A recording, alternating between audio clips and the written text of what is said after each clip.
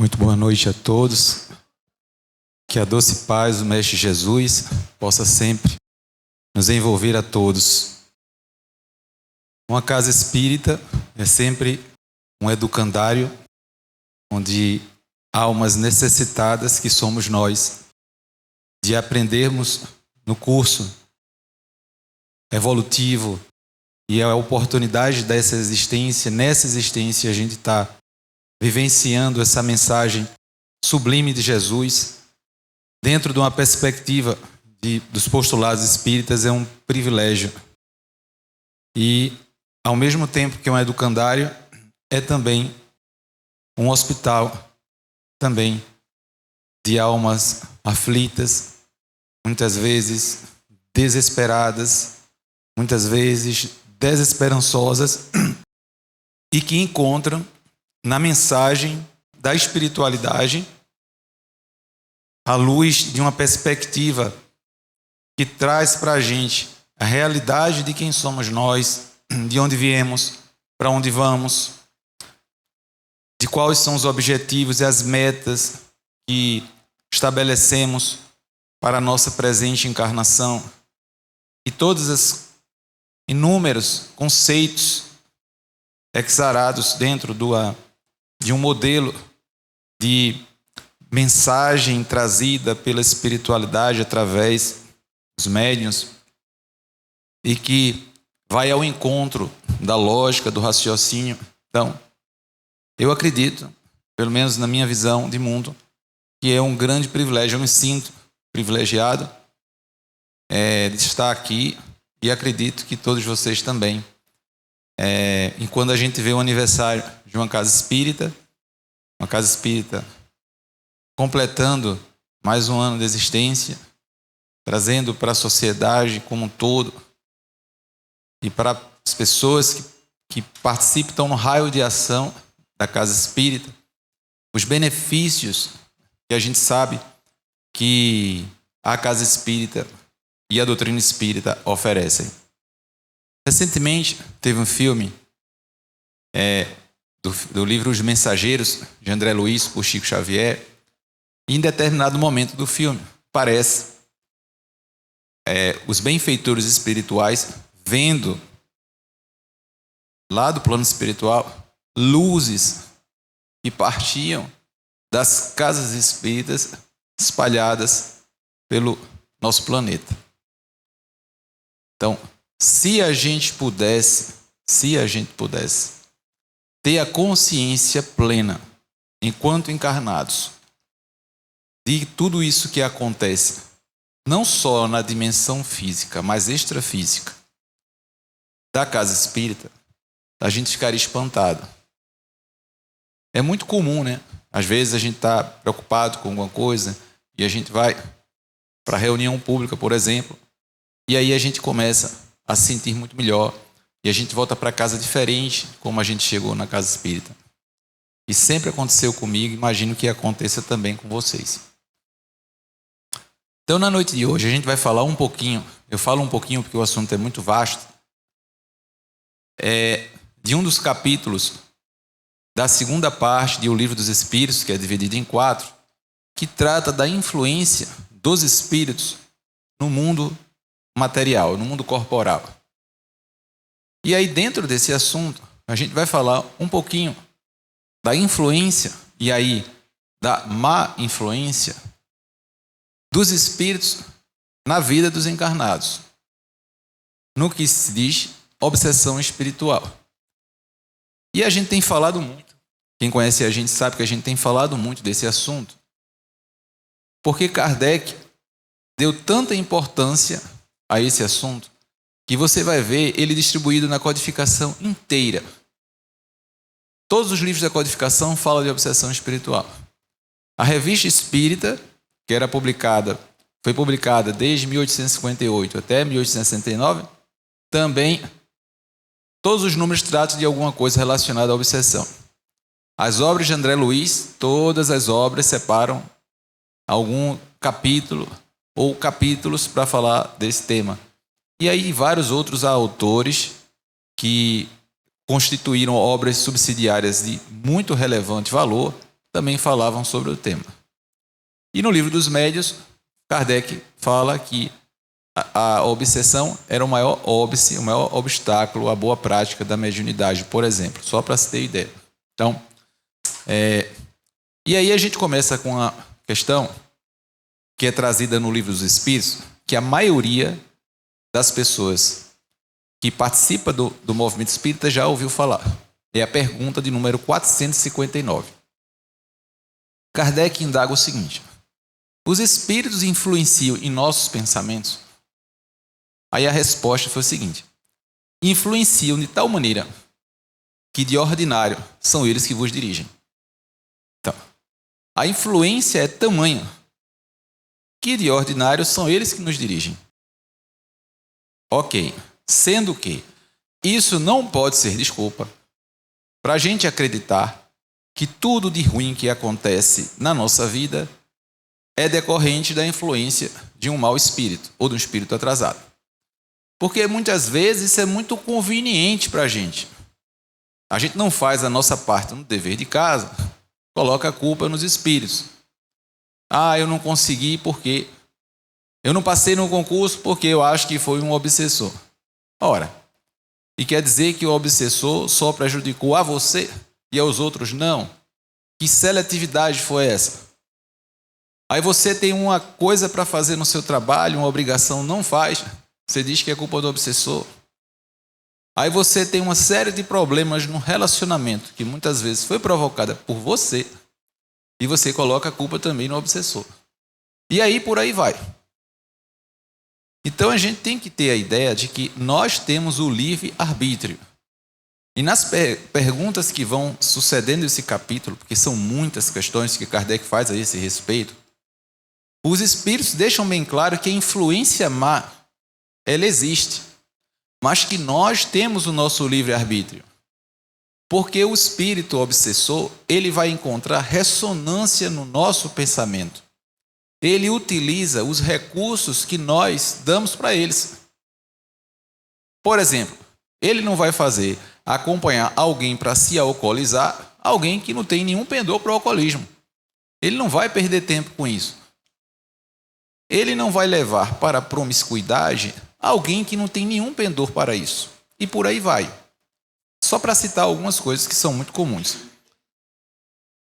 Porque eles utilizam o nosso manancial, os canais de ligação, que são pontes que eles possam utilizar em nós para desestabilizar a nossa vida.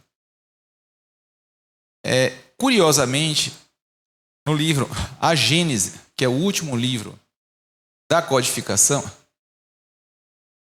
no final do capítulo 14, que trata dos fluidos, Kardec vai falar muito sobre obsessão e possessão. E ele vai falar o seguinte: por que é que nós temos tanta obsessão espiritual no nosso planeta? É simples. Nós estamos num planeta de provas e expiações. Planeta muito atrasado. Imagine que a gente tem uma quantidade muito maior de espíritos desencarnados próximo ao globo terrestre do que de encarnados. Agora imagina, todo mundo que desencarna, que fica lá na erraticidade e que vibra numa faixa menor, uma faixa mais atrasada, influenciando quem está encarnado. A cada 10 pessoas que a gente conhece, pelo menos 8 vão se comprazer em fofocar, em falar da vida dos outros, em querer prejudicar às vezes os outros, e etc, etc, etc. Então imagina, as pessoas desencarnam e compõem um mundo espiritual. E aí é óbvio que os espíritos ainda atrasados pululam grande quantidade sobre a proximidade da vida material, influenciando quem está e que oferece também, nós oferecemos esses recursos para que eles façam o que bem entenderem com a gente. Então, a coisa funciona do jeito que o diabo gosta. E vai ser assim ainda durante algum tempo, até que o planeta saia dessa condição para um planeta de regeneração. E como é que sabemos disso? Basta a gente ler dentro de nós como é que a gente funciona. Só para citar um exemplo. Isso aí, ninguém escapa disso. Por exemplo, você faz um curso, ou você era na época de estudante, ou colégio, ou faculdade, qualquer coisa aí. E você dá uma vacilada e estuda pouco para a prova. Vai para a prova, meio lá, meio cá, mais para lá do que para cá. E aí, quando vai chegando perto da hora de fazer a prova, você fica desesperado porque viu que não estudou quase nada. Qual é a sua maior alegria? É quando você chega lá e descobre que tem gente igual ou pior a você. Você fica com uma alegria enorme em saber que tem gente também numa situação ruim. Então, nós ainda temos esse tipo de pensamento, de que é bom que mais pessoas estejam numa condição também ruim. Eu dei esse exemplo, mas a gente pode aí colocar para tudo. Para tudo. Você tem um amigo, uma amiga que é amiga do peito. Um amigão, aquela pessoa que você gosta muito.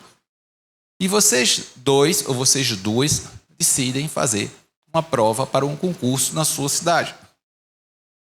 Quando sai o resultado, você descobre que a sua amiga ou seu amigo passou e você não. Você vai ficar muito feliz pelo seu amigo ou amiga, ou você vai ficar com aquele pinguinho, nem que seja um pinguinho de inveja, e achando ruim? A chance é muito maior de sentirmos a inveja. A inveja mesmo, sentir assim aquele desconforto. Que sorte danada, ele ou ela passou e eu não passei, porque eu queria tanto e não consegui. Eu me esforcei tanto e não consegui.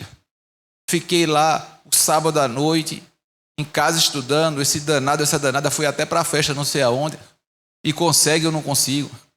Eu sou um desgraçado mesmo. E aí começa aquela coisa que não tem fim. Então dá para a gente entender como nossa mente funciona e como esses processos de influenciação, eles se dão de uma mente para outra, e não necessariamente a gente está falando na noite de hoje de uma mente desencarnada para uma mente encarnada. Mas ela pode se dar também no sentido inverso. Muitas vezes tem um encarnado que também fica prejudicando o desencarnado. De alguma forma você fica ali mentalmente evocando aquela pessoa com sentimentos negativos, sentimentos ruins, influenciando o processo de evolução daquela pessoa que era próxima a você e que já está ali elaborando outras coisas, e você fica, porque papai, porque mamãe, e fica ali o tempo todo, e a pessoa fica se prejudicando, sentindo essa influenciação. Então a gente tem sim a obsessão de encarnado para desencarnado, por incrível que pareça. Temos a obsessão de encarnado para encarnado, que a gente tem que entender que é tudo um processo de uma mente influenciando a outra. E ela independe de que estado ela esteja, se no estágio ligado a uma estrutura física ou não. Quantas vezes aquela pessoa na sua vida é um verdadeiro obsessor? Fica o tempo todo lhe perturbando, aquela pessoa chega sempre para lhe desestabilizar, muitas vezes na condição principalmente de familiar. Porque quando não é familiar é mais fácil você se desvencilhar. Mas quando é familiar, vem aquelas crenças que você tem de que é uma pessoa da família, eu não posso me desvincular completamente, porque senão isso ou aquilo outro. E aquela pessoa às vezes consumindo a sua vida ali, praticamente lhe vampirizando. Você não consegue, ou você pode ser também da pessoa, né? Estou colocando você como vítima, pode ser que você não seja vítima, seja o algoz. Pode ser a obsessão de desencarnado para desencarnado. A gente tem uma obra magnífica que trata sobre esse assunto. É um livro chamado Libertação, que é um livro da série André Luiz, que vai tratar os processos de obsessão no mundo espiritual, desencarnado para desencarnado, e que é realmente uma coisa muito interessante. Os espíritos que são mais ardilosos, que têm um poder mental maior, praticamente escravizam os espíritos que têm uma capacidade menor de poder se desvencilhar dessas armadilhas, né? Então, a gente vai ver aqueles que são chefes de hordas do astral inferior, que praticamente têm a seu dispor dezenas, centenas de espíritos que trabalham, entre aspas, para esses que são chefes, dentro de processos de obsessão que envolve até comércio no mundo carnal. Isso é muito frequente a gente ver.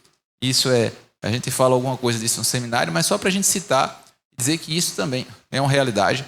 E essa obra trazida pelo Chico Xavier, do espírito André Luiz, ela na época trouxe conceitos assim tão diferentes que houve um corte, várias partes do livro, porque muitas pessoas iriam se espantar do que ocorre no mundo espiritual com que diz respeito a esses processos de interação, de manipulação de forças, energias, principalmente das energias mentais, de espíritos mais perversos mesmo, e que têm um poder mental maior sobre aqueles que são mais, digamos assim, inocentes, e que se deixam levar por essa capacidade que esses espíritos mais elaborados têm. E a gente já teve a oportunidade de ver muito isso nas reuniões mediúnicas, né, de espíritos que chegavam e aí contavam que estavam sendo ameaçados por esses chefões,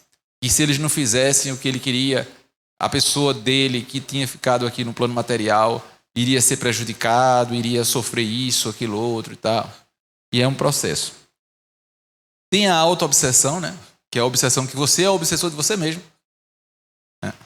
A gente achando pouco, os processos de influenciação externa, a gente se acha de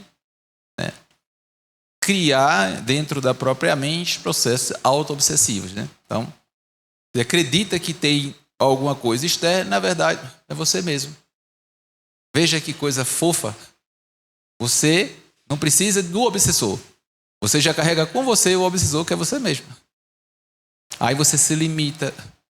Você tem coisas para você conquistar e você não quer, porque você acha que não tem esse direito, você não pode, ou isso, aquilo, outro. As crenças limitantes, né? Então a gente vai se diminuindo e vai mal aproveitando a oportunidade que a gente tem existencial. Conceitos que a gente é preso, aqueles conceitos que se eu fizer isso, o que é que vão dizer de mim? A sociedade não vai me perdoar? Como se a gente precisasse ter o aval para fazer coisas boas, né? Que a gente tivesse o aval dos outros.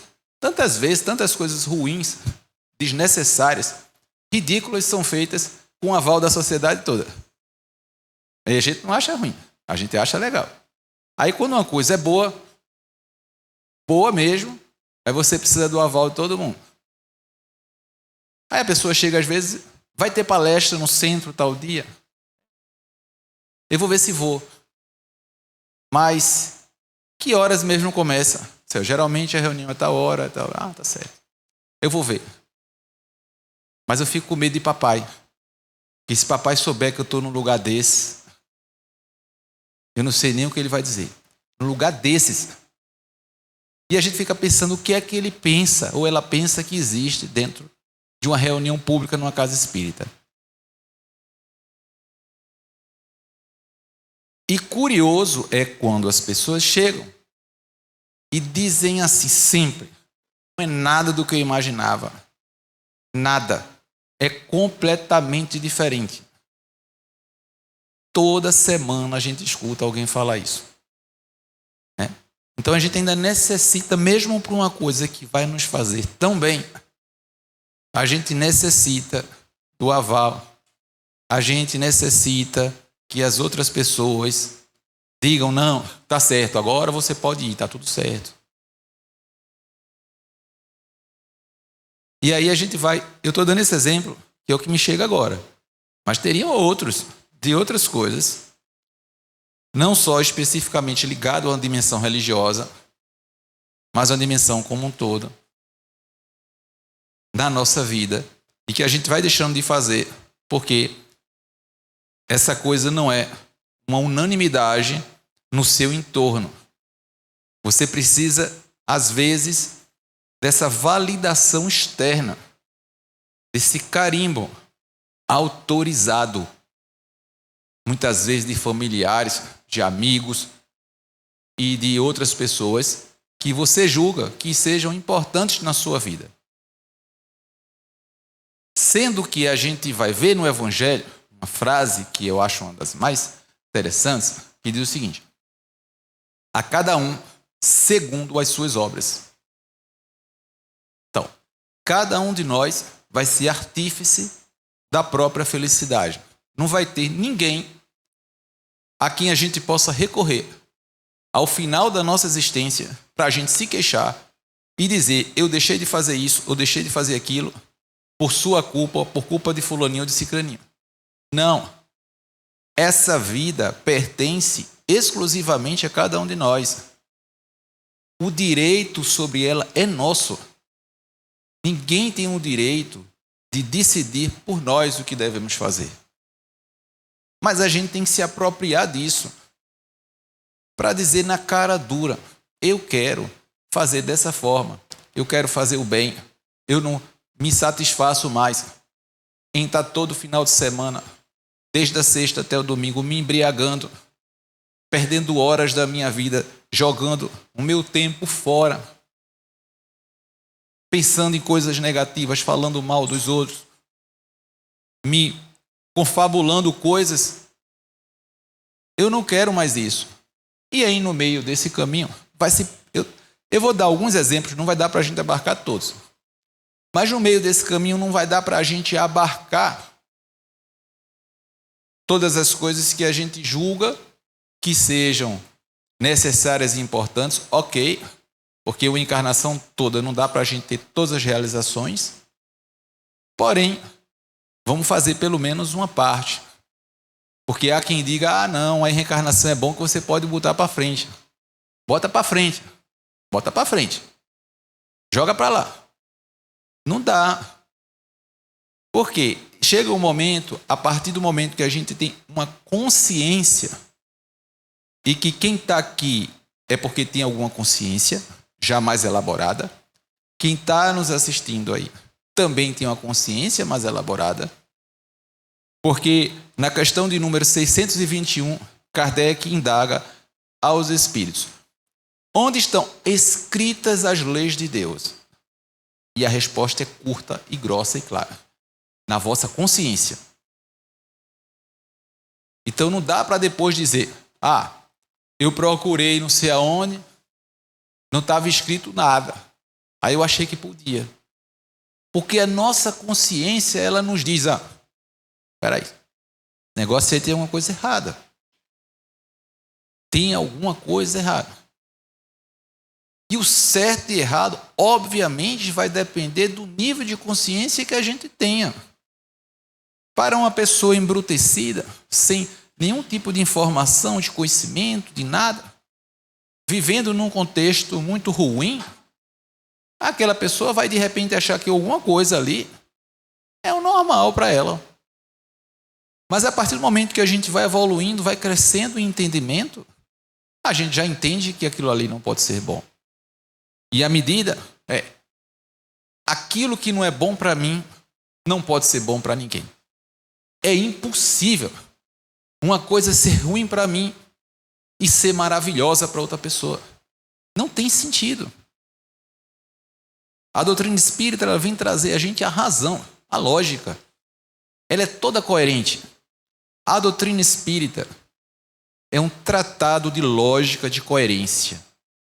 Os erros todos ficam por conta de nós espíritas, porque a gente ainda é vacilante, a gente às vezes é duvidoso, erra mesmo, né?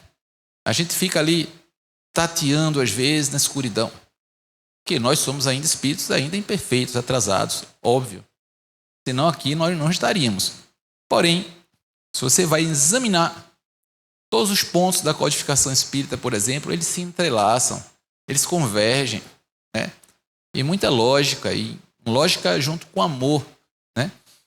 Como Emmanuel diz: pairando no ar, feito uma ave em duas asas, uma do conhecimento e a outra do amor. E isso a gente vê espalhado em toda a codificação. Então, o que é que acontece? O mundo espiritual das trevas, aquele que não se satisfaz, porque até um dia desse, estávamos dando pernada, até um dia desse, tínhamos comparsas em crimes hediondos, nefastos, que traziam dor e sofrimento para os nossos irmãos de caminhada evolutiva. E uma vez imersos de novo na experiência carnal, aqueles antigos comparsas, insatisfeitos com a nossa resolução em nos melhorarmos, eles não vão ficar tranquilos, não. E vão nos perseguir. Quem vem com um plus de uma mediunidade mais ostensiva, esse está numa situação delicada. Por quê?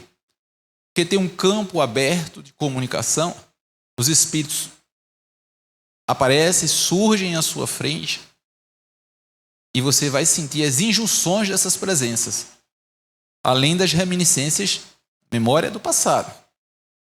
Aí vai ter que ter uma vida dedicada à humanidade. E não tem uma alternativa.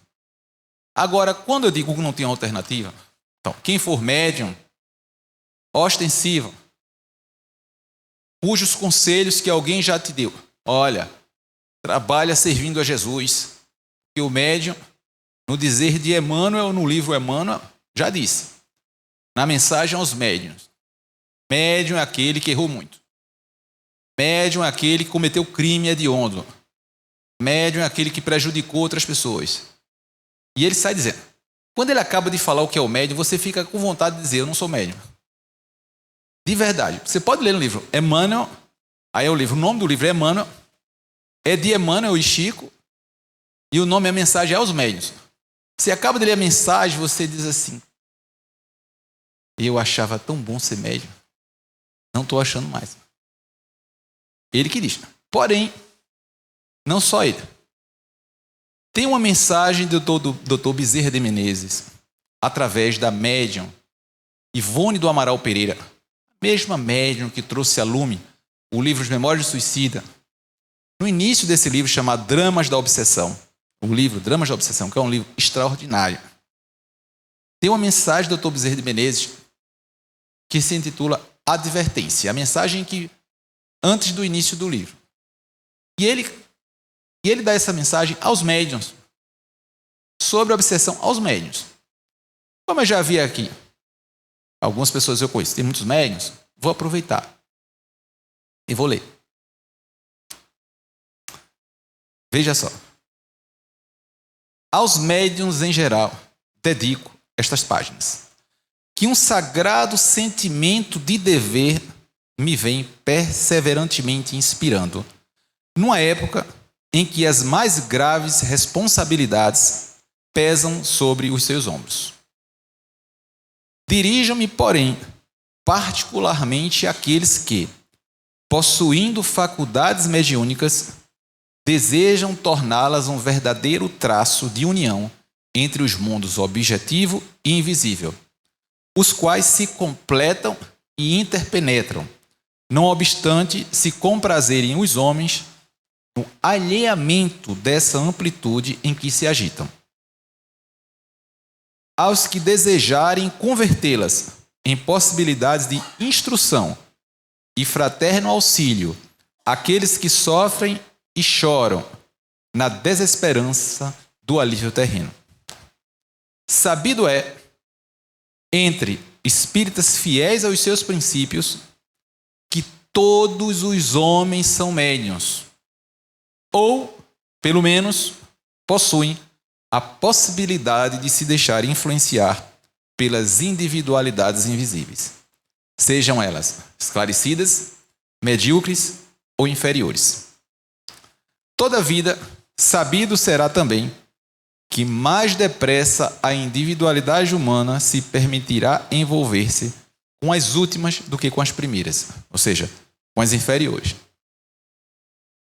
Os múltiplos casos e gêneros diversos de obsessão, esse flagelo que assola os planetas, veja aí, onde grandes criminosos, grandes culpados e viciosos reencarnam, aglomerados para os devidos resgates do passado e consequente progresso.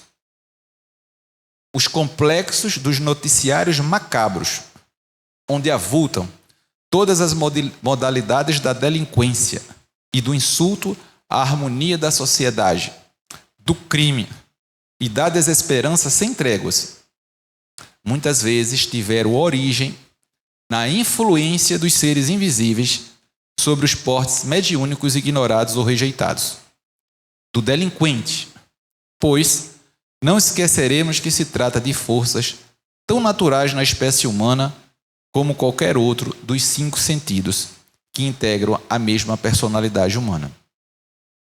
A presente tese será capaz de oferecer ao observador estudos interessantes, visto aqueles fatos serem inseparáveis da vida diária da maioria das personalidades de que se compõe a sociedade terrena. Estudemos, pois, alguns dos variados aspectos do fenômeno mediúnico ligado à obsessão, em fraterno convívio de nossas mentes, durante o decorrer das presentes páginas. Isso aqui é do livro Dramas da Obsessão. Esse livro você baixa gratuitamente em PDF. Tá? Vai no Google, bota Dramas da Obsessão, sai lá tranquilo. Ele é um livro fantástico.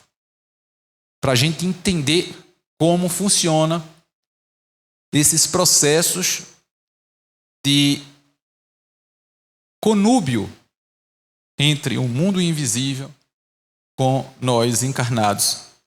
E como, na origem de tudo isso, grande parte das vezes, ou se não a maioria das vezes, tem grandes responsabilidades que contraímos de um passado onde não tínhamos a menor consciência do que fazíamos, e com isso criamos um débito muito grande, e por isso que a vida da maioria, eu posso dizer que a vida da maioria dos médiuns não é uma vida fácil. Não. Eu tenho acompanhado, ano após ano, esses processos que envolvem a vida de alguém com mediunidade ostensiva, sempre é entremeado por uma série de conflitos, problemas de variada ordem. Mas Emmanuel vai esclarecer o porquê isso reside no nosso passado, não tão distante, mas a mediunidade vem como uma oportunidade que a gente tem de refazer a nossa trajetória, de refazer o nosso caminho. E a gente não deve ter medo, porque todos nós temos um espírito protetor, um espírito guia. Está lá nessa mesma parte aí do Livro dos Espíritos, a partir da pergunta 456, né, até próxima pergunta 500, questão 500, série de perguntas, se não me engano, a 495, eu acho que é até subscrita por Santo Agostinho e São Luís, vai falar exatamente do espírito protetor. O espírito protetor está sempre ao nosso lado, nos guiando, sendo que a gente quer ir para um lado, eles orientam a gente para aquele lado, a gente vai para o outro. Aí ele tem experiência, tem a capacidade, tem a visão espiritual, tem o amor, tem tudo, a gente não tem nada. Aí ele vai para cá, você vai para lá. Qual vai ser o resultado? Vai quebrar a cara. E curiosamente tem gente que consegue ouvir. Veio ouvir. E ainda vai para o outro lado. Eu digo, não sei como consegue. É arrochado. Eu mesmo que não vou. Não vou de jeito nenhum. Você vai para cá? Vou para cá. Posso até não gostar. Viu? E a gente não vai ser obrigado a gostar, né? Às vezes, para cá. Você olha assim, é fogo mesmo, vou ter que ir mesmo, vai. Olha, para cá. Tá bom, eu vou. Agora vai para cá, vou para lá. Ainda diz para mim na cara dura. Bem que eu tive um aviso mesmo. E eu digo, você pagou para ver. Eu digo, curioso é que você vai fazer de novo. Ah, não. Faço nada. Faço de jeito nenhum. Só eu sei que eu estou passando. Aí começa a contar. Aí queixa. Aí o curioso é que é uma coisa que é quase espantosa. Que passa um tempo, aí resolve. Aí um infeliz ou infeliz vai fazer tudo de novo. Pode ver como funciona. Chega na casa espírita morrendo. Morrendo. Dessa vez eu não me afasto nunca mais. Dessa vez, se eu não perder o juízo de vez, eu nunca mais me afasto. Aí você pode contar 3 meses. É o prazo médio, né? Uns mais, uns menos. 3 meses a pessoa está bem animada. Vou fazer de tudo. Vou bater o escanteio e correr para fazer o gol de cabeça. Quero aplicar passe, fazer campanha do quilo. Quero fazer exórdio. Aí você... Aqui, vou morar aqui, trazer uma cama. Olhe, ao longo desses quase 20 anos, que eu já escutei gente dizer, se eu pudesse, eu trazia uma cama aqui para o centro. E depois não queria vir nem para sentar na cadeira. Coisa estranha. Porque nós somos assim, nós somos teimosos, arregios. Nós ainda somos como uma ovelha rebelde, que precisamos do látigo soando em nossas costas assim, para a gente poder ir para frente. E se for de boa vontade, a gente fica sempre, né, ainda reticente. Mas faz parte também do nosso processo de evolução. Não é um carão que eu estou dando a ninguém.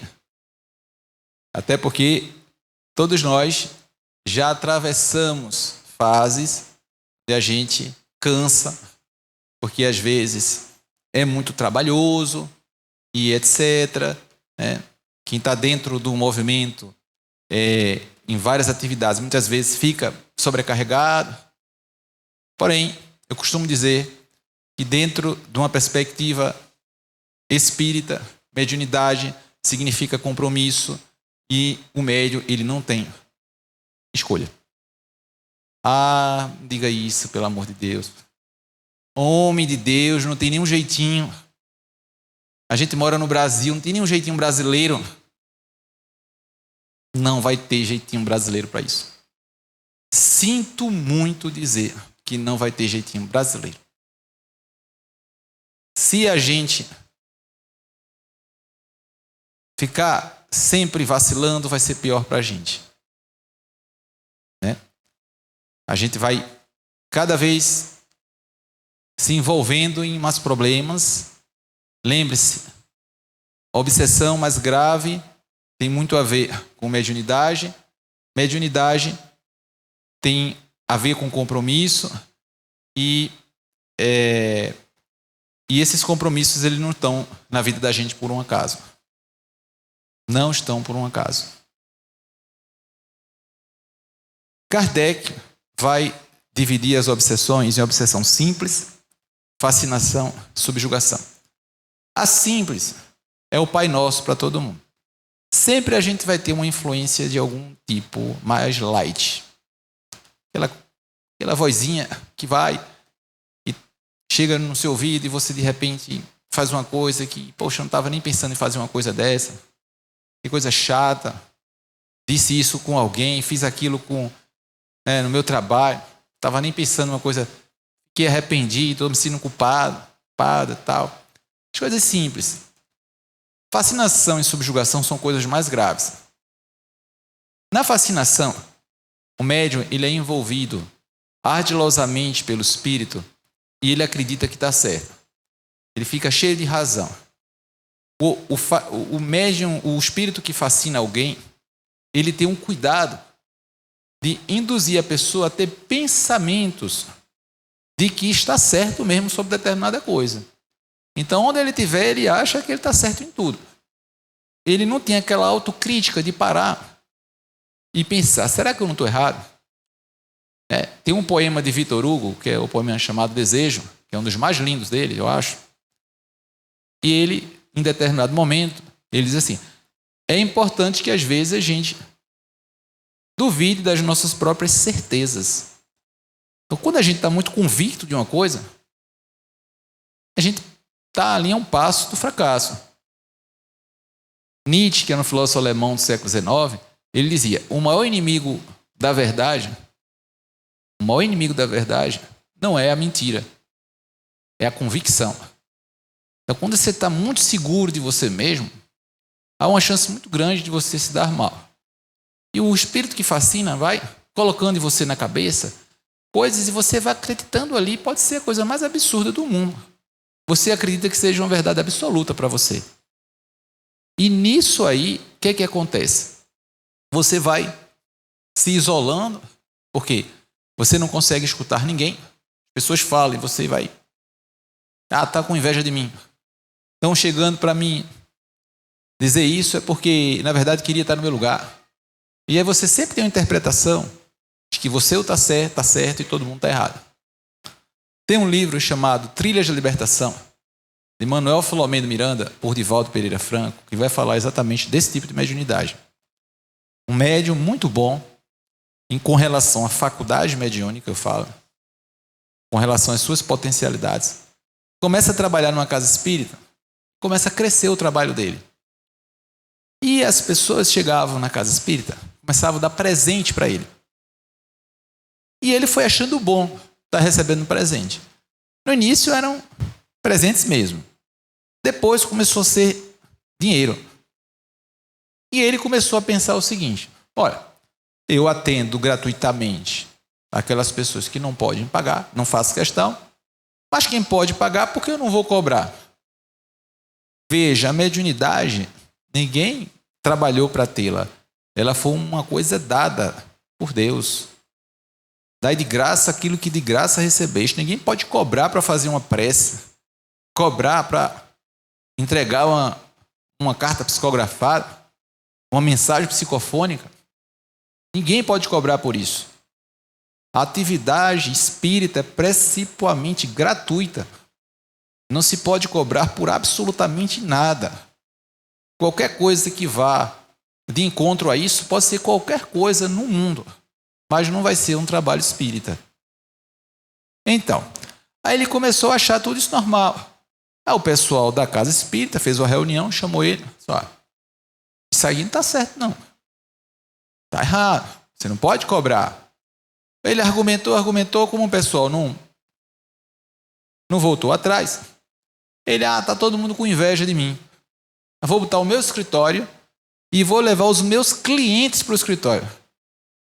E ele achava que isso era certo. Sendo que, repare, a fascinação envolve você e cega. Cega a tal ponto, porque você não vai encontrar um absurdo desse em nenhum canto da codificação espírita, por exemplo, em nenhuma obra espírita séria. Você vai encontrar embasamento para você cobrar pela sua mediunidade. Mas a pessoa que está fascinada, ela sempre arruma algum argumento. E esse indivíduo, ele vai trabalhar sozinho nesse escritório. E aos poucos ele vai sendo envolvido de tal forma pelas trevas, tal forma, que o final dele é muito trágico. Muito. Eu não vou dar detalhes porque pode ser que alguém queira ler o livro, né? E aí, para não tirar a graça do livro. Mas fascinação é considerado um tipo gravíssimo e perigoso de obsessão e é muito mais frequente do que a gente pensa.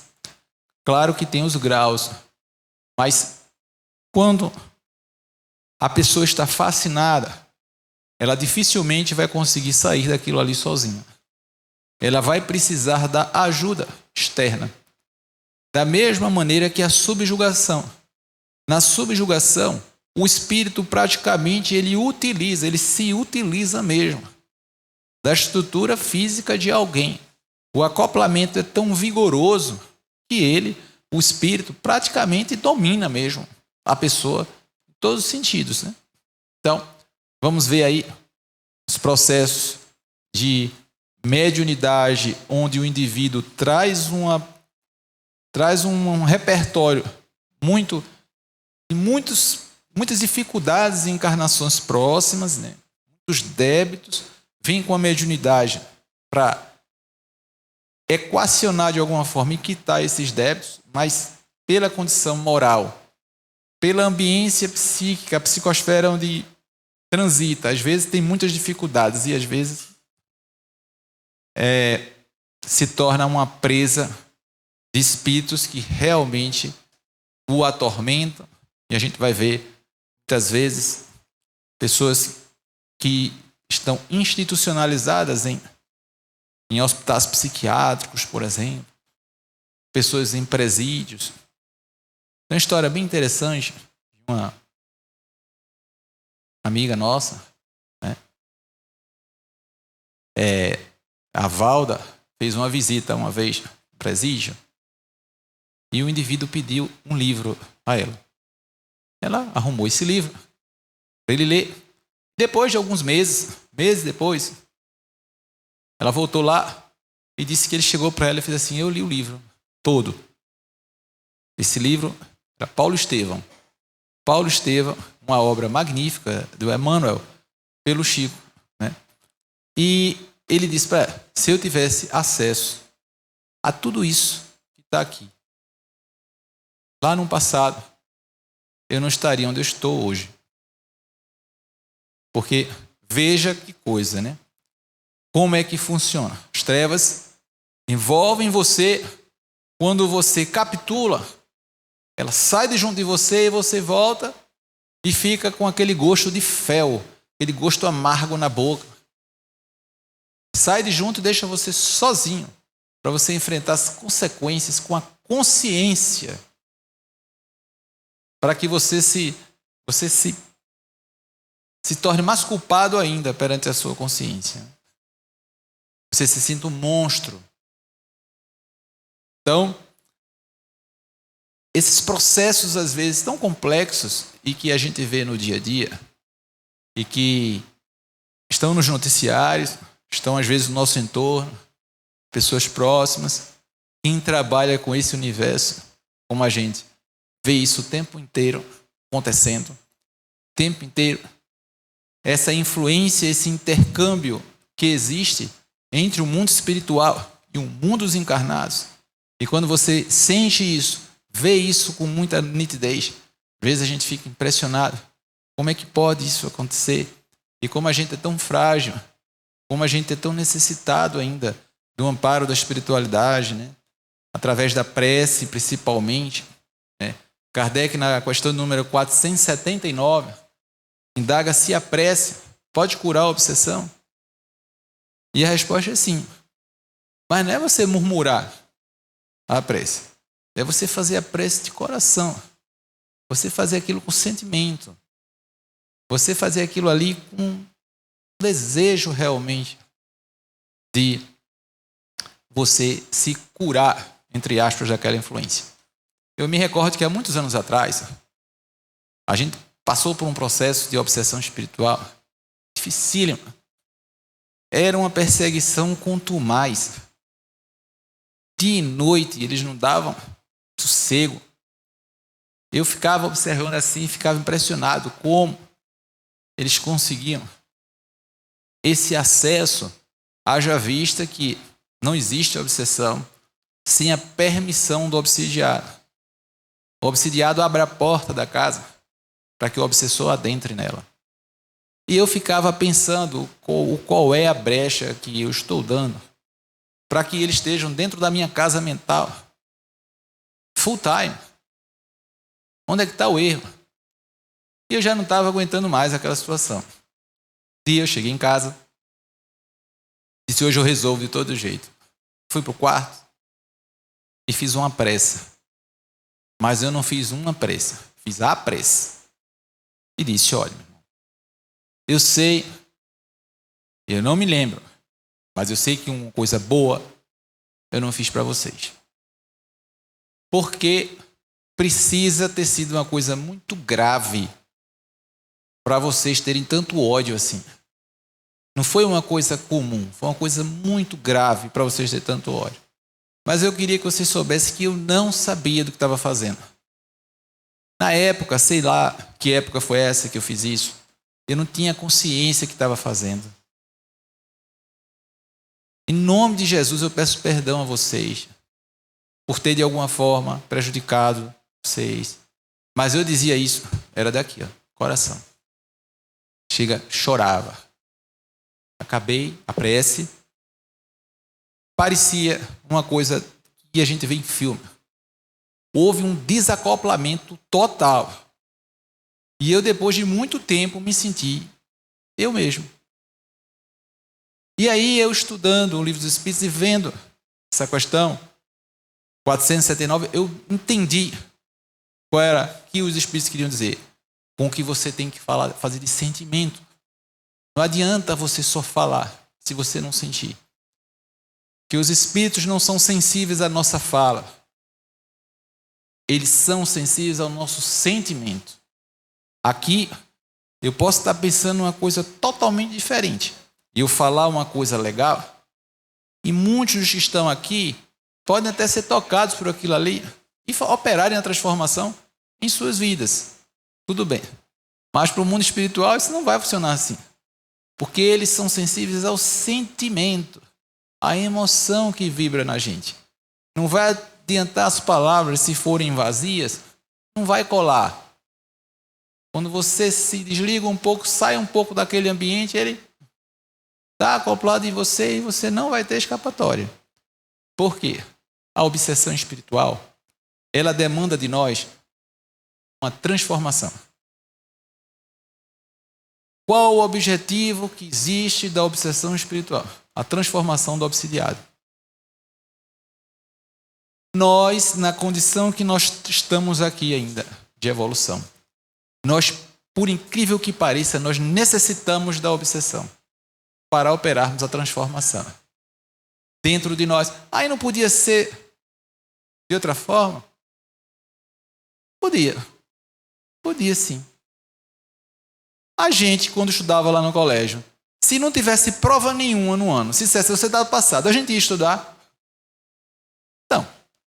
Não íamos estudar nunca. Então a gente precisa da aprovação, precisa desses processos tão dolorosos, que é para a gente poder dizer assim, puxa vida,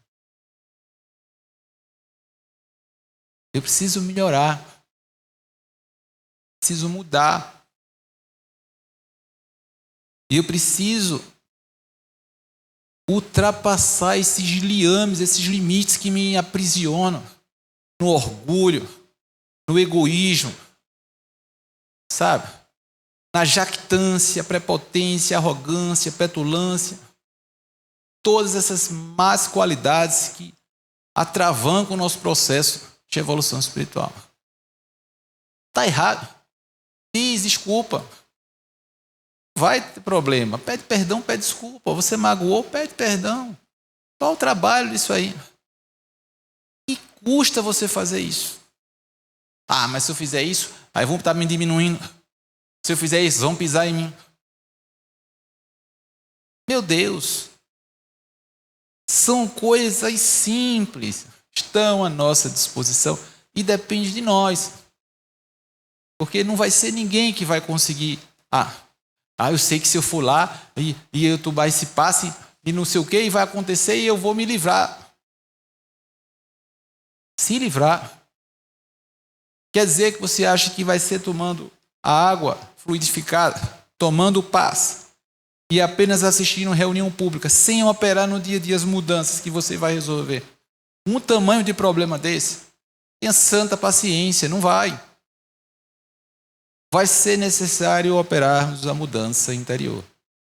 E sem essa mudança interior, estaremos sempre vulneráveis e à disposição de uma quantidade enorme de irmãos nossos que ainda estão numa condição muito ruim e que vão se aproveitar da gente, nem que seja para ficar lá com gente para fazer companhia. Porque quando Kardec pergunta por que eles fazem isso, muitos deles estão numa condição horrível e não querem ficar sozinhos. Querem lá perturbar a vida dos outros para poder também ter gente ali para poder participar daquele negócio. É assim que funciona. Alguns são por dívidas passadas, mas outros são por sintonia. Sintonia. Pega a gente orgulhoso, aí olha aqui, é aqui que eu fico. E ali perturba a sua vida.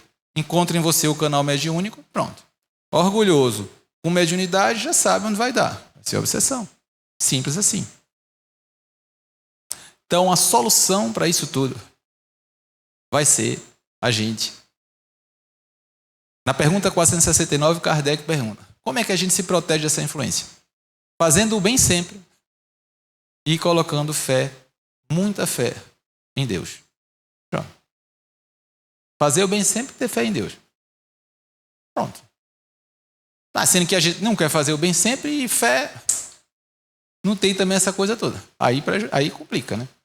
Vamos tentar aos pouquinhos compreender que dentro de nós existem esses recursos, que a gente pode sim fazer melhor, que a gente não vai se transformar numa Madre Teresa de Calcutá, numa Irmã Dulce, num Chico Xavier do dia para a noite, não. Mas que a gente pode ser para a gente mesmo criaturas melhores hoje do que fomos ontem. Se a gente se dispuser a fazer isso. Não vai ser uma mudança radical e total de uma hora para outra. A gente lembra das palavras de Paulo de Tarso: o bem que eu quero fazer eu não faço, e o mal que eu não quero fazer eu ainda faço. Ainda somos falhos, e muito. Mas a gente pode sim, pouco a pouco, a gente pode empreender essa viagem em torno de um processo de autodescoberta, de melhoramento, e que a gente possa viver numa condição interna, psíquica, mental, espiritual, melhor, se a gente assim proceder. Então, queria agradecer imensamente a todos vocês, a direção da casa pelo convite, desejando a todos vocês muita paz e muita luz.